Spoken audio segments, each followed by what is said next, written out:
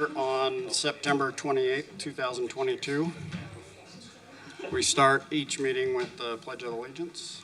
Please stand. Please stand. I pledge allegiance to the flag of the United States of America and to the republic for which it stands, one nation, under God, indivisible, with liberty and justice for all. All right. Can we get a roll call? Chair Snow, Here. Vice Chair Anderson, Here. Commissioner Tippett, Here. Commissioner Lutke, Here. Commissioner Erickson, Here. Commissioner Benson, Here. Commissioner Kasparian is excused. All right. Before we get started, on item 2, I have made an inquiry that could be perceived as personal interest in this, so I will be sitting that one out, recusing myself from item 2. Minutes. Anyone? I didn't see any changes in the minutes.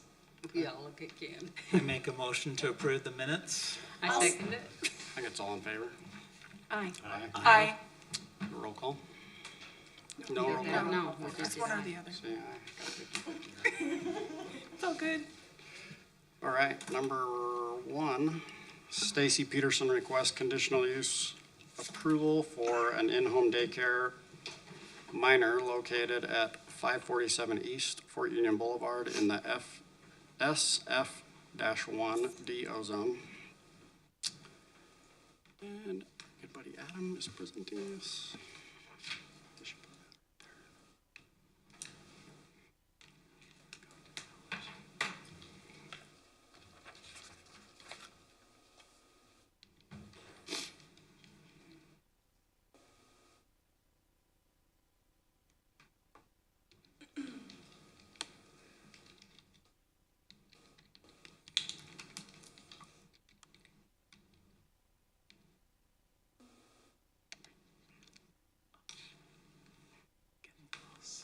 Thinking. Yeah, it's warming up.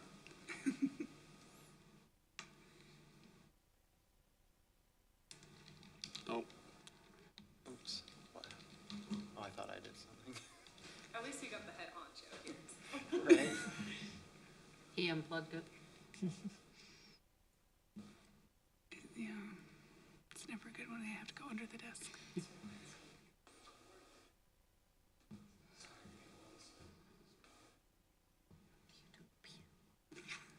Oh, yeah.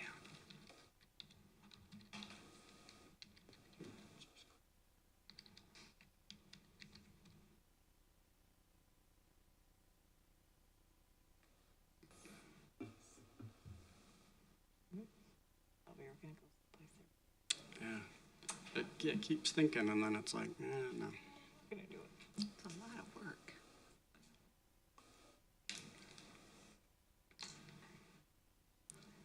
That was pretty.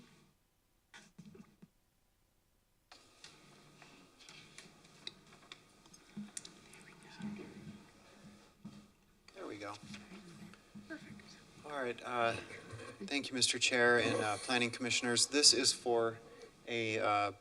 a proposal for an in-home daycare located at 547 East Fort Union Boulevard. You can see it highlighted on the maps in front of you. It's on the corner. To the north is a church building. A little to the east is a fire station, and then some commercial uses. So this area really is a mix of commercial and residential uses. This is still a residential use. They're just looking to do a daycare in the home. There's a parking area. It's hard to see, it's highlighted here, but if you go on site, it's clearly visible. This picture, there's just a tree kind of overhanging it. And then if needed, there's just a circulation plan that you could go up the street and make a U-turn and come down, or there's a parking lot behind that is also used by the fire department. I've driven that and was kind of just taking note of the traffic pattern there. They have met the requirements of the code for a conditional use, and so as staff, we would recommend approval. I've listed findings of fact for you for consideration, and those are also identified in the proposed motion, which is in front of you here. So I can answer any questions. Otherwise, this seems to be fairly straightforward, and again, we'd recommend approval. Do we have any questions for staff? Not right now. Not at this time. Thanks. Is the applicant here? Do you want to step forward? Yeah. On the spot. Can you state your name for us? Stacy Peterson. Okay. Can you meet all the requirements? Do you have any Yes. questions, comments, concerns? No. Anybody have any questions for the applicant? No? Do you have them lined up already? No kids Okay. lined up. It's taken a little longer than we expected, but that's okay. Did you have a name in mind? I saw that you were still applying for business license as of our packet. I was just Oh, curious. yeah, we picked Peterson Family Daycare. Oh, that's great. Cool. Pretty basic. All right. don't have any other questions. Yeah. Okay, thank you. Thank you. Anybody want to open the public hearing? Yeah, I move that we open for a public hearing on this matter. Second?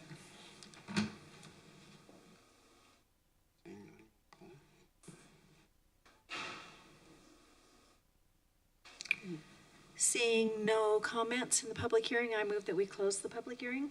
I second it. It's been moved and seconded. Can we get a roll call? Chair Snow, Yes. Vice Chair Anderson, Yes. Commissioner Tippett, Yes. Commissioner Leckie, Yes. Commissioner Erickson. Yes. The motion passes. See ya. I'm prepared to make a motion. I knew I wanted to say something. I move that we approve the conditional use permit for a daycare facility located at 547 East Fort Union Boulevard with the findings noted in the staff report. I second. It's been moved and seconded. Can we get a roll call? Chair Snow, Yes. Vice Chair Anderson, Yes. Commissioner Tippett, Yes. Commissioner Leckie, Yes. Commissioner Erickson. Yes. The motion passes. Great. Congrats. Nice to meet you. Thanks for coming. Item 2, I'm recusing myself. All right. So we'll open up to item 2. Carrie Wynn representing Gene Robertson requests final subdivision approval for a 2-lot split located at 968 Casa Roja Street in the single-family resident SF-1 zone. Okay. Hi. So yes, this is for a final subdivision approval located over, just kind of on the south end. And here is the final plat before you. We didn't receive any objections, any formal objections on the property. I did field one call about the lot split, and their concerns were mostly with the buildings that would be remaining, I think, on lot 2. But there wasn't any requirements in the code that those be removed, so that was the only concern, but again, no formal objection was included. Staff finds that they do meet the code requirements for a minor subdivision as well as the lot standards that are outlined in the single-family residential zone. So we are recommending approval of the project, so findings are listed there. We did include one condition, and it's just that they have the street trees. That's pretty standard for most subdivisions along the 30 feet of frontage, every 30 feet of frontage for the property. And the recommended motion is the same as was included in your packet. Anybody have any questions? Not at this time. Okay, is the applicant here? Carrie? You can Yes, come up. please.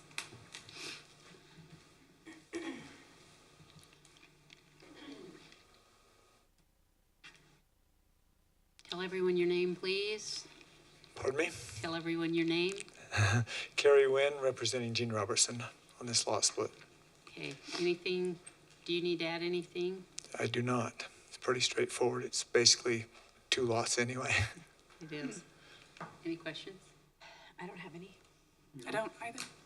Yep. Pretty straightforward. Yes, it is. Thank you. Okay, thanks. Let's open it to a public hearing. I move that we open for a public hearing. Thank you. Second? Say, anybody state your name when you come up, please? Paul Kleinman. I was just curious, as the split, it'll be a single-family dwelling on this new lot? I think that's what it is, right? Isn't Well, that's that how what it's we are? zoned, I just, That's It's a the zone. single-family zone. Yeah, it's a Yeah, it's single-family zone. zone. Yeah. So without the duplex overlay, then yes, the only thing that could be constructed is a single-family home. okay, thank you. Mm-hmm. Anyone else? Seeing there's no other public comments, I make a motion to close the public comment portion. I'll second. Roll call, please. Vice Chair Anderson, Yes. Commissioner Tippett, Yes. Commissioner Leckie, Yes. Commissioner Erickson, Yes. Commissioner Benson. Yes. The motion passes. Can we get a motion for this? I can make a motion. I move that we recommend approval of the final subdivision located at 968 Casa Rojas Street with the findings and conditions noted in the staff report. Second. Roll call. Vice Chair Anderson, Yes. Commissioner Tippett, Yes. Commissioner Leckie, Yes. Commissioner Erickson, Yes. Commissioner Benson. Yes. The motion passes. Thank you very much. Dustin, you can come back. We'll let You Dustin did come a back in. great job. Thanks. It wasn't really hard. You did a great job.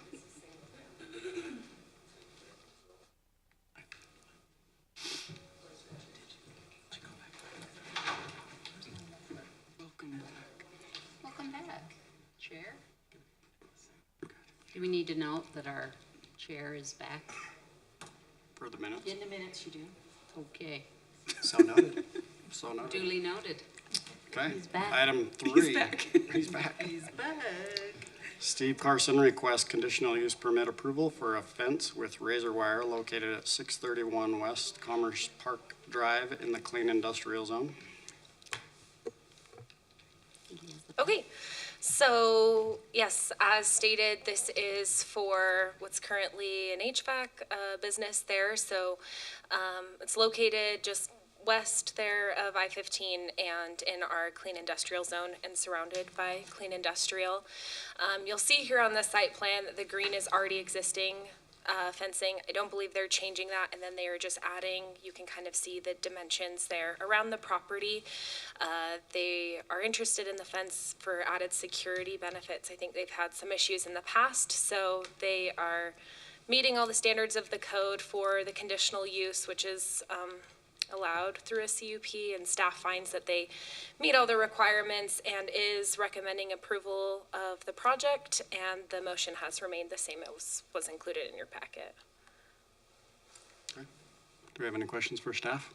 Is this, you said the green was existing fence, so there's no other fence around the property? That's just to block off the parking? I think there's existing fencing there. They're just gonna The applicant add. is here. I think they can Okay. correct me if I'm wrong. I think it's existing, but they're gonna put up a new fence and add the Oh. racer wire. Oh, okay.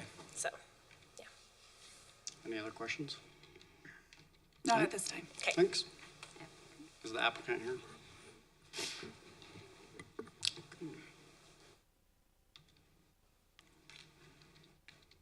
Good evening. State your name for us. Steve Carson from All Reds Incorporated, the business I represent. Okay. The existing fence is just two gates that prevent people going south in our parking lots. We have experienced a lot of squatters / homesteaders because of the homeless that's building Shelter. right over here. They just come across the viaduct and the railroad tracks, and a lot of drug use. We find a lot of needles, empty beer cans, all that kind of stuff. We cannot park any vehicles or any product outside for fear of vandalism or theft. So we just want to secure our area. We already have cameras in the area, but we want to secure it more to be able to use that. The razor wire go all the way across, or all the way around the property? Yes, sir. Okay. Yes. And a big dog? Well, we'd like laser beams. How about some electricity on that? You guys said no electricity. I read through the stuff. I can't approve We need to that then. change that soon. I can't approve that. I think it's funny that you asked. Well, you know, Any questions for the applicant? None. No. no, Okay. We Thank you. appreciate Appreciate you it. being here. public hearing. Open it up to the public hearing. I make a motion to open it to public hearing. I'll second. Everyone run up? Just Chair Snow can open it. Oh, I move that we open the public hearing. We're all so eager. Seeing none. Seeing none, I'm going to move that we close the public hearing. I second. It's been moved and seconded. Can we get a roll call? Chair Snow, Yes. Vice Chair Anderson, Yes? Commissioner Tippett, Yes. Commissioner Leckie, Yes. Commissioner Erickson. Yes. The motion passes. Okay. Garrett, since this is my first razor wire, do we have anything you'd like to? First razor wire. So just like Liz called out, this is a conditional use permit, which means it's an approved use if it meets all of the requirements found in our code. So staff has said that it's met all those requirements, and so you're under the obligation to approve it because of that. If you have additional concerns that maybe staff missed something or something along those lines, that's when you can either table this or deny it if there's not a way to be able to address those concerns provided in the code. Sure. I don't have any concerns. I think it's legitimate. I did have a comment though. When I first read this in our packet and I read razor wire, I was a bit shocked. I was like, Yeah. oh my gosh. As was I. I know it wasn't electric. I read that part. But I was a bit shocked. But when I read the defense of the property, that made a lot more sense to me. Yeah. So Yeah. I just wanted initial shock and then, oh, okay, we're okay. Okay. I'm ready to make a motion. I move that we approve the conditional use permit for a fence topped with razor wire located at 631 West Commerce Park Drive with the findings noted in the staff report. Yeah. I second it. It's been moved and seconded. Can we get a roll call? Chair Snow, Yes. Vice Chair Anderson, Yes? Commissioner Tippett, Yes. Commissioner Leckie, Yes. Commissioner Erickson. Yes. The motion passes. Great. It's approved. Thank you. Have a good night. Don't go home and work on it right now. All right. Next up, we have staff update and other business. Item 1 is discussing training. Discussion and training. Tonight, we thought we'd do a little training session with you as the Planning Commission. First, we're going to have Garrett introduce or kind of review what the meaning or what the words arbitrary and capricious and what that term means as it applies to a Planning Commission setting. Sometimes you'll hear those terms thrown out that you can't be arbitrary and capricious, or someone's accusing you of being arbitrary and capricious. So we thought we'd discuss a little bit what that is in a Planning Commission setting, and then I will give some examples of real world examples of meetings that I've had in previous planning lives, and give you some scenarios and then comments that were actually made by either planning commissioners or city council members, and just kind of make it a little light and fun to end the evening. So we'll go from there. Informative and fun. Garrett. Now, who are you? I know, right? He's the guy that You always have a mask on. tells us all out. Unfortunately, you have to deal with my ugliness and its full force tonight, so. Oh, handsome man, handsome man. So I'm kind of the opener for Adam tonight, and I'm The not opening gonna be act. nearly as funny or entertaining as him, but I will be brief. So Utah law, the only time that land use decisions can be overturned is under two conditions. One is if the decision is arbitrary and capricious, or two, if it's illegal. So the illegal one kind of speaks for itself. If you do something that is in direct violation of the law, that land use decision can be overturned. The arbitrary and capricious one is a little bit more, let's say, squishy. And it means that you're making a decision that is not based in the findings. So when you are going through making a decision and you're saying, here are the facts that I see on the ground, this and this and this, those facts need to support whatever the ultimate decision is. If the facts that you're finding as a body do not align with the final decision that's being made, Like, let's say they have adequate traffic measures, they have adequate parking, the landscaping meets whatever the requirements are, the snow removal meets whatever the requirements are, and then you turn around and say, and then we're gonna deny this conditional use permit, even though all of our findings support a positive outcome, that would be an arbitrary and capricious decision. So more often than not, this isn't really a problem that comes up, except for when the public's angry. So that's generally when we see this the most, is that whether it's city councils, planning commissions, whoever the governing body is that's making the decision, that there's generally this, generally when we see these decisions, it's because the public is enraged about an outcome, and then the body feels the pressure to ignore everything, all of the facts that have been provided, and give in to that pressure and make an arbitrary and capricious decision that's unrelated to whatever the facts are. So with that being said, I don't think this comes up very often for us. Gratefully, our staff does an excellent job of telling you when it meets the code, and then obviously we have the expectation that you read through their report where they lay out why it meets those code recommendations and give you the opportunity to ask the staff, hey, you said there's 3 parking spots or whatever, but when I look at the plan, I'm only seeing 2, and then they have the opportunity to respond or whatever it may be. So is there anything else you want me to? Okay. I think that's good, yeah. Okay, hopefully I've adequately set this table for Adam. If not, when he takes it to left field and says, now just ignore everything Garrett said, and let me tell you what really is supposed to happen. You can come bring him back in. Well, I'll tap out and leave. But thank you for your time tonight, Commissioners. Adam will be arbitrary and capricious. Next up on the stage.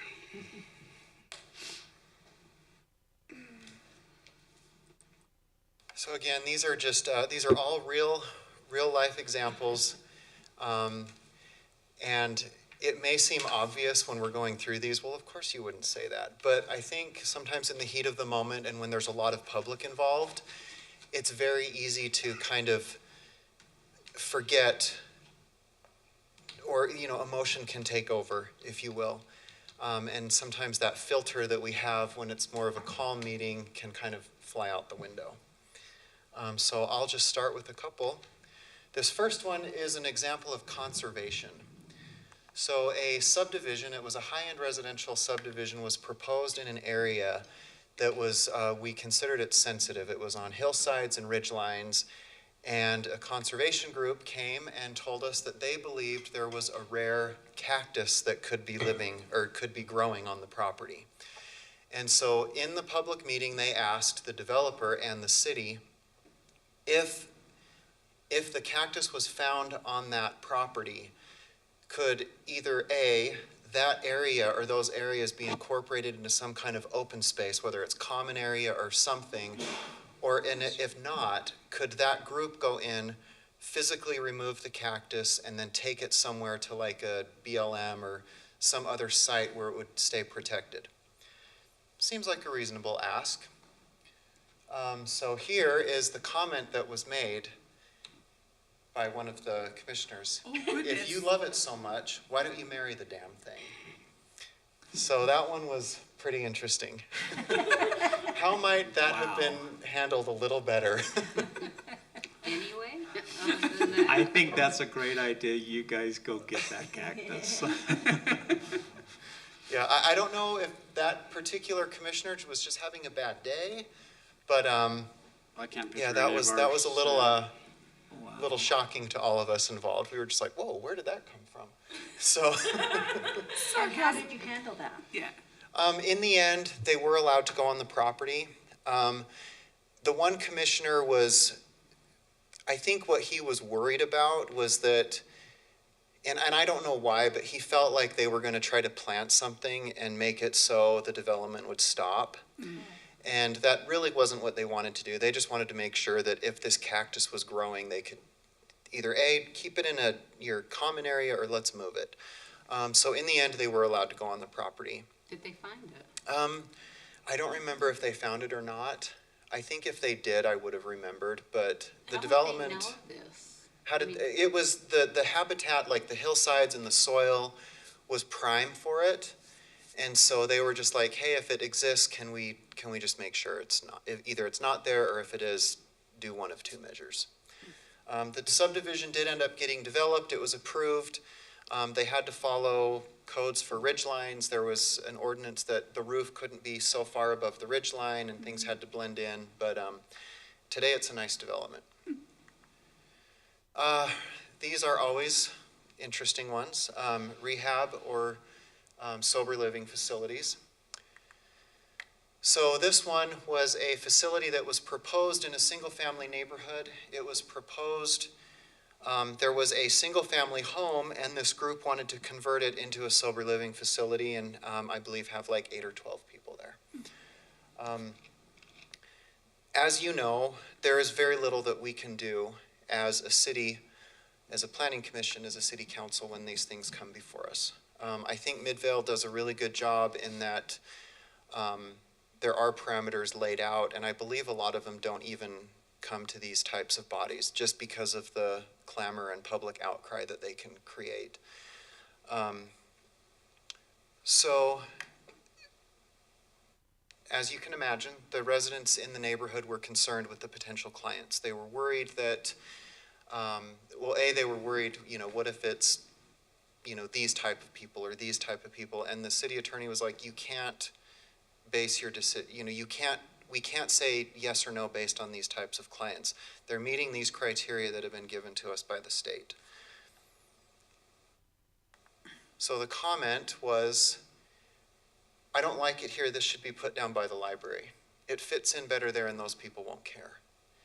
On its surface, it seems somewhat of a classist statement in that the area by the library, either they're too busy to care, it just fits in more with the people that live there, but that was a little bit of a shocker. So if that were in a situation here, I understand the concern, but again, how might some residents' concerns be alleviated rather than saying just throw it on the other side of town, those people don't care, it fits in with them. So I don't know if you've ever had anything like that here, but those are just things, something to watch out for. Mm-hmm. I don't think we've had one. Well, and I remember, because I was on the planning commission when they did the remodel of the homeless shelter, and we heard a lot of this. And so it doesn't surprise me, but I think as a planning commission, we just have to be really careful and know what our guidelines are and not buy into the emotional atmosphere, because it can get pretty heated. These things can be very charged. This was just one, but every time one of these came up, we were always just like, oh no, not again. So, okay, here is one on housing. This is in a somewhat nearby city. And it wasn't one that I worked in, but it was one that I had to go there for something that I was representing the city. So a developer came in, wanted to do a smaller lot subdivision. The whole area is considered more affluent, and it's quite costly to live there. So the developer was making the argument and kind of making the point that this type of development will allow people to move in that otherwise could not afford to do so. It brings in new family, it brings in new blood, so to speak, because the area was aging because they were at one time young families, prices had skyrocketed, and young families could no longer live there. So this was at a city council meeting. They weren't buying it. So the developer then asks, well, how many of you would like your children or their families to live nearby you? thinking that might garner some sympathy. And the comment was, that isn't what we are. If they want to live here, they can move out to another city and earn their way back. Oh, goodness. So that was, and of course, well, the city that they were referring to is where I live. So, Haven't earned your way there yet? no, I don't want to. Not with that comment. Was this a council member that made this comment? Yes, it was. Wow. Yeah. These types of things I've heard more at the council level rather than a planning commission. A planning commission is usually more, a lot of times I believe planning commissioners can see the larger picture and what's needed, but sometimes council members can be, I guess a word would be territorial, if you will. They just didn't want this in their city. So, again, another somewhat shocking real life example. It's the reason. Was it like twin homes or something? Do you remember? No, they were just Smaller smaller lots. lot. Yeah, single family. It wasn't multifamily or anything like that. So it was denied. It never happened. So It never went through? no. Wow. Here's one. This is a fun one too. This was a somewhat nearby city that still does not allow anything to be open on Sundays. And I was there at a meeting, again, representing a project that I was working on for the city that I was currently working in. And this one was rather heated as well. The question was, do they amend the city code to allow Sunday sales? And it had to be a council decision. The argument was they were losing tax revenue to adjacent cities and they could not attract businesses to locate there with the prohibition on Sunday sales. Was this just alcohol? No, this is all anything. Really? And yeah. So this was a comment made by a council member. If we allow this, we open ourselves up to all the social problems that exist in blank, which is the city that I worked in. We're better than that. We are a light on a hill.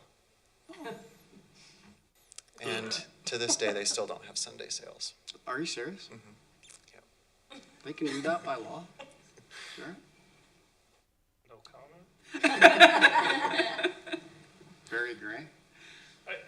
Honestly, I've never researched this issue because I've never worked for a municipality that is interested in forcing businesses to close on Well, Sundays. Macy's used to be closed on Sundays. Yeah, but that was by choice. That was my Yeah, this was a city, This was a whole city ordinance. Well, if they want to be a light, then don't shop on Sunday then. Yeah, Interesting. Wow. it is. So yeah, that was another So comment did made. elitist. They still don't sell on Sundays? No. Even today? Wow. So Yeah, they they all don't go go to the there. neighboring Yeah. cities to shop. Emily knows where this is. That they're losing a tax base, losing tax revenue. Yeah, and I'll go to ironically, church this, and then go to this was Macy's. this city was right next to the one in the previous example that they can earn their way back, so. We could Except on guess, Sundays. But I could guess, but, Yeah, it's only about 25, 30 minutes. From yeah, I think I already know Yeah. where it is. It's in a special county. That's in that special county. Okay, this one is just the code in general. It's the city. This is planning commission example. Okay. The staff, we reviewed our report. We identified areas in the code that were met. And we actually recommended some areas that they weren't meeting the code, but they were minor enough that we felt we could recommend approval with the condition that if they changed something, then it would be okay. So again, we recommended approval with conditions. And this planning commissioner, he was a very interesting fellow. And this was not even in Utah, this is in another state. And he just unleashed and said, basically, you're turning us into damn communist China. I don't care what the code says. We need to use common sense. And the other planning commissioners were a little taken back because this was one of his first meetings. And this was just kind of a precursor to who he was. the county commissioners really liked him and wanted him on the planning commission, so He there he doesn't was. shop on Sunday, though. He goes to the neighboring city. Yeah, right. Well, this was a neighboring state, so. That's funny. Yeah, so I don't know, if you have a planning commissioner that's maybe going a little rogue, what do you do? Kick him under the table. That's why she sits close to me. Isn't that the reminder that, yeah, we do care about what the code says? I mean, that's what we have to follow. We operate It off doesn't of matter how we feel emotionally about something, or whether we like something or not. If the code approves it, that's our job. Or if the code requires something. Yeah, Now, yeah. if, maybe afterward, the planning commission or some of the members could pull a staff member aside and say, look, we feel like this might be an overreach. Could you look into maybe amending it? But to make this comment in a public meeting is a little strong. I can see that going both ways. I think common sense needs to come into play, but following code. My thought, though, is it an idiot that prepared the code? Or was there a lot of common sense used to create the code and a lot of experience and stuff like that? And so the code isn't just a, Yeah. Well, that's why we review the And code. luckily, and that's why we modify it. luckily to with this bring particular that planning common commissioner, sense. he came in hot, and through the next year, he started to finally understand a little bit of what we were doing. He came in basically anti-regulation, any level of government is bad, and I'm going to change that. But eventually he did start to come around. Now, he was always a little caustic, and you never knew what he was going to say, but I think he understood after a while, and after some pretty controversial projects that even he disagreed with, that unfortunately the code allowed. Then he started to understand where we were coming from, so. And it's important to know that there are mechanisms to change the code too. Correct. Like, Yeah. that's always on the table. Yeah, and we do that. The code is never static. Yeah. I mean, fluid. we just changed it, 2 weeks ago? Yeah. So, The state of Utah changes the code for us all the time. yeah, exactly. And we try to catch up, only to have to change again. Yeah. All right, this was a planning commission. Again, I call this one developer bias. So a subdivision is proposed by a prominent local developer in this particular town. He has constructed a number of subdivisions in this particular area. The subdivision meets the standards of the code, and staff recommends approval. Comment by a planning commissioner. I'll never vote to approve developments by X. They built my last house and it was crap. Oh. Wow. And that was said out loud. Yeah. He remembers. I'd probably think it, but I would never say it. out loud. Yeah. Yeah. So, The and filter's that's the still thing there. is, you may have had a personal experience with a particular developer. However, it doesn't give you free rein to make these types of comments in a meeting. It's just something that you can keep to yourself. Go on Google and give a review. Yeah, and when this happened, I remember I froze inside and I thought, oh no, here comes a lawsuit. I don't remember if one ever did or not on this one, but there was one on stuff similar to this that I think the state, and it ended up going all the way to the state, and the state basically said developers weren't a protected class, but it was based on comments like this. So again, when stuff like this comes forward, if you've had personal experience, just obviously we don't need to broadcast it to the whoever is there. So anyway, this one did get approved, but the planning commissioner was out of line in saying that, and they ended up realizing that and realizing the trouble that they could have gotten the city into with that. So. And I'll also add, if you don't feel that you can make a decision without bias, we do Recuse yourself. We do allow for you to recuse yourself.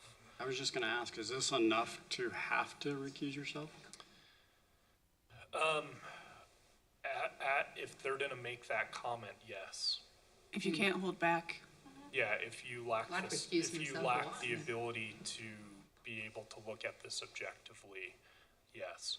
So, I mean, this is one of the things that we addressed in our bylaws a few years ago of, there are times by law you're required to recuse yourself, like you did tonight. And then there are other times that we allow you, or you've allowed yourselves to recuse yourself to avoid even the appearance of bias of, you know, if it's someone that you're in a fraternal group or a religious group or whatever it may be, and you're afraid that the public is gonna perceive you as either showing favoritism or showing an unfair bias against someone, that you can recuse yourself and allow the rest of the body to move forward. Would the scenario change if they hadn't closed on the house yet versus if they had closed on the house? Whether they should recuse themselves? It's more so the fact that they called someone out and said, I can't ever vote for this person, or I can never vote approval for this person because I have such a bad opinion of that person. So even if they'd never closed the house and they just felt like this developer was bad news all the time, I They would should just step down. I would encourage you away. to, yeah, if you can't look at it objectively, to just recuse yourself. Because it had nothing to do with the project, it had to do with the Yeah. company. I was just wondering if you were considered like in business with them, if you hadn't closed on the house yet, versus if you had closed the house, your transaction had been done. That hypothetical might have a little bit too many moving parts for this, but when we go through the ethics training later this year, we can talk about that a little bit deeper, if that's okay for you. Yeah, no, it's fine. So those are some of the examples. I could probably go on for another hour, but I had to draw the line somewhere. I will close with an example of one thing that this particular person was not on the Planning Commission at the time, but ended up being on the Planning Commission because of it. And that may be how some of you ended up here too. There was a project going in, and this was just in American Fork, and the neighborhood was completely up in arms over it. They didn't want the subdivision to go in. They felt the lots were too small. It would bring down their property values, the whole slew of things that people worry about.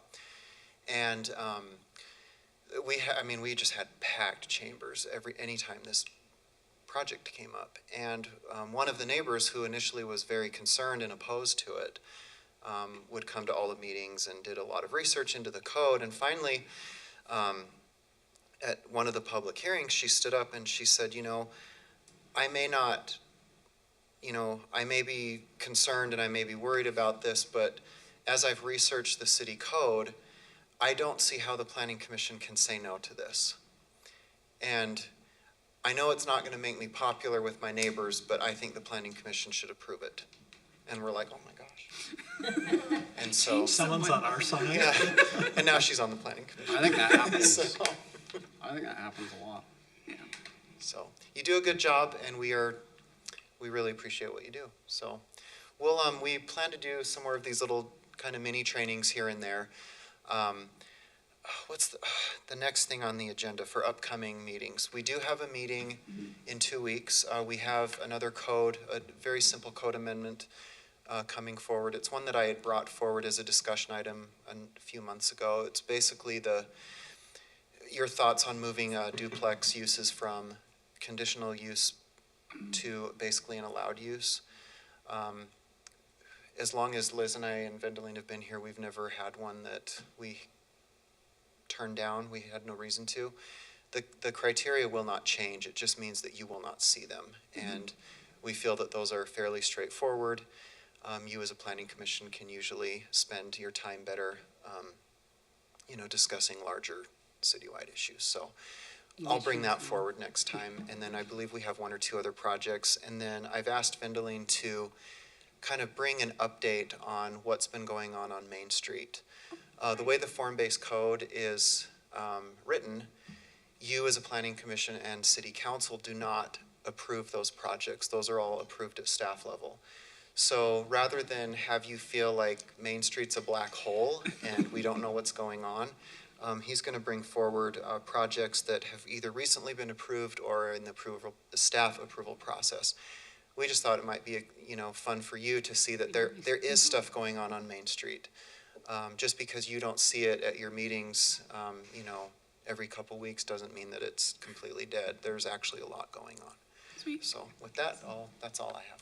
Nice. I think we need to step up our game, and there's no fun stories that we've made Garrett have to defend. I don't want to do that. Yeah, let's not go there. I want Garrett on I our don't side. need any encouragement, do I, Candy? We're not gonna be on anyone's continuing PowerPoint? ed. Yeah, Yeah, PowerPoint. I don't want to be on a PowerPoint. Anybody else have any? Coming soon, greatest hits of. Yeah. Greatest hits of Midville planning. I wonder how many eye rolls would be on that for me. Oh, man. Anybody else have anything to say? No? I'd like to adjourn at 6:45. All in favor? Aye. I don't think we need to, Oh, no. but we're all good.